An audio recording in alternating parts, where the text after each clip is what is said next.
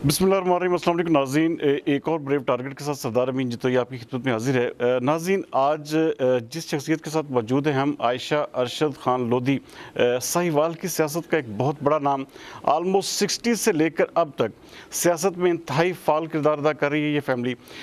आयशा अरशद लोधी साहबा कैसी हैं आप? ठीक ठाक हैं जी, शुक्र अल्हम्दुलिल्लाह। अच्छा, सबसे पहले तो ये बताइए कि आप तो पाकिस्तान मुस्लिम लीग नून की डिवीजनल प्रेसिडेंट, उसके अलावा पूरी एक आपकी एक तारीख है इस पार्टी के साथ चलती हुई आ रही, और बल्कि ख़ास तौर पर उस ट्वीट का भी जिक्र करूँगा जिसमें आपने हमजा शहबाज के साथ एक किस्म का गिले का इजहार भी किया। तो टिकट ना मिलने के बावजूद इलेक्शन में आना, क्या ये इसको किस तरह डिस्क्राइब करेंगे? बिस्मिल्लाहिर्रहमानिर्रहीम। देखिए, सबसे पहली बात तो यही, जैसे कि आपने अभी ये बताई बात कि हमारा घराना जो है वो 60 साल पुराना सियासी घराना है। मेरे ख्याल है कि इस वक्त पूरे साहिवाल में या बल्कि पूरे पंजाब में भी अगर कह लें ना, तो बहुत कम ऐसे घराने हैं जो पुराने सियासी घराने होते हैं। उनमें से लोधी ख़ानदान जो है वो एक ऐसा घराना है जिसकी सियासत आज से 60 साल पुरानी है, और हमारी ये शख्सी सियासत है। आप देखें, लोधी साहब ने, मेरे वालिद साहब ने जब इलेक्शन में हिस्से लिए थे तो तब तो पार्टियों के वजूद भी नहीं होते थे। तब उन्होंने एक अपनी शख्सियत के बिना पर वो वोट हासिल करते थे, और अब तक जो भी हम इलेक्शन लड़ते हैं वो शख्सी बुनियादों पर हमें वोट पड़ती है। तो इसमें अगर देखें, पार्टी के साथ मेरी एफिलिएशन थी, बहुत ज़्यादा थी। मेरा बड़ा करीबी ताल्लुक़ था हमजा साहब से, मैडम मरियम से, यहाँ तक कि मियाँ नवाज शरीफ, जितनी भी मेन लीडरशिप आप देख रहे हैं उन सब के साथ मेरा बड़ा अच्छा ताल्लुक़ था और है। लेकिन एक जने वो आपको एमपी का टिकट मिल गया, और अच्छा, आपके जो ओपोनेंट है, जो एमएनए के उम्मीदवार जिसके खिलाफ आप इस वक्त इलेक्शन लड़े, उनका क्लेम भी यही है कि ये इनका चूँकि 7-8 दफ़ा ये एमपी रहे हैं तो इनकी एमपी की सीट बनती है, तो इसको कैसे आप करेंगी? नहीं, देखें, ये कैसे वो कह सकते हैं कि देखिए, मेरी बात सुने कि जो पीपी 201 है ये मेजर हल्का है जो एमएनए का डिसाइड करता है। आप देखें कि एनए 142 में जो 100% हल्का है वो हमारा नीचे वाला है 201 जो सूबाई हल्का है। यही जो हल्का है ये फैसला करता है कि हमारा आने वाला एमएनए कौन होगा।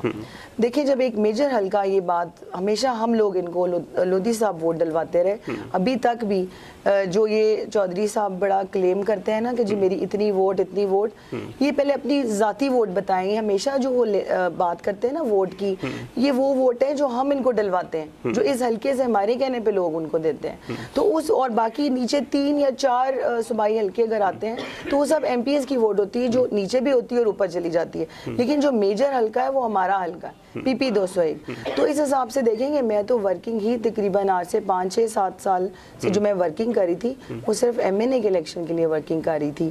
और क्योंकि यहाँ पे लोग जो हैं वो अब मुतनफ़र हो चुके हैं चौधरी अशरफ से, क्योंकि हमेशा वो 5 साल 2018 में भी वो वेंटिलेटर पे थे और उसके बाद वो 5 साल नज़र नहीं आए, किसी को भी बीमार थे। उसी तरह अब आप ये देखें कि अब 2024 आ गया, इस इलेक्शन में भी वो कहते हैं इस टाइम वो एजेड हो चुके हैं, वो हल्के की जिम्मेदारी नहीं उठा सकते।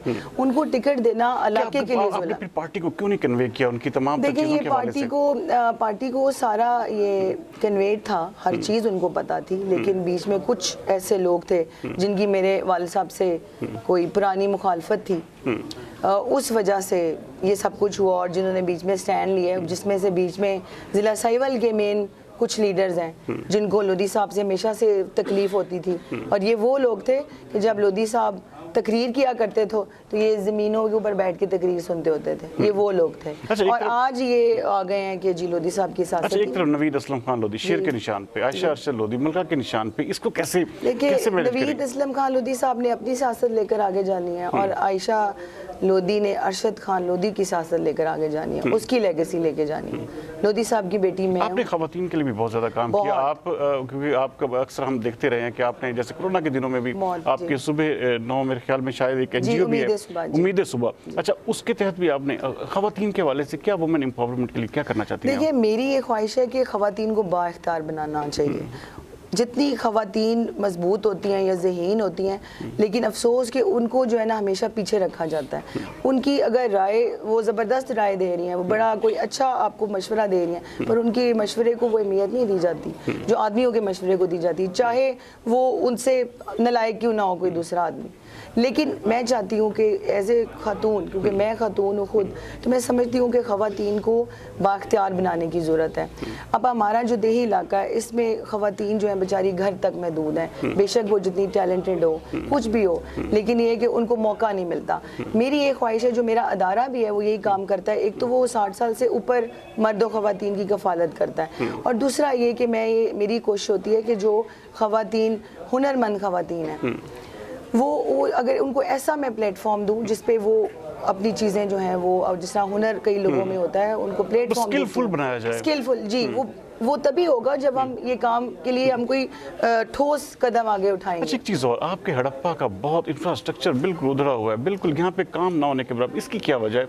इसके पीछे कौन से ऐसे लॉजिक्स है कि आपका हड़प्पा जो है वो जैसे कि खंडरात का एक मंजर पेश करता है, उसी तरह से आज भी उसकी जो शोहरत है उसी तरह से कायम है, इसको जदीद क्यों नहीं बनाया आपने? देखिए, ये तो अब मैं आपको ये बात बताऊँ कि लोधी साहब, हमारा जो हम तकरीबन 15 सालों से हम ऑपोजिशन दौर टाइम गुजार रहे हैं। जिस टाइम लोधी साहब थे उन्होंने अपने हिसाब से बहुत कुछ हड़प्पे के लिए किया। डिग्री कॉलेज है हड़प्पे में, सुई गैस है जो बड़े बड़े शहरों में नहीं है, कॉलेजेस हैं लड़कों के हैं, सुई गैस जैसे मेन एक है, वापडा, बिजली के सारे काम, सड़कों के जाल हर तरफ बिछे हुए हैं। ये वही काम है जो मेरे वालिद साहब के ज़माने के हुए थे, उसके बाद वो नहीं हो सके क्योंकि 2018 में नवीद साहब थे, वो आपको पता है कि हमारा वो नहीं था, ऑपोजिशन दौर था, और अब जो फंड मिले थे वो चौधरी अशरफ साहब को मिले थे अभी 1.5 साल में।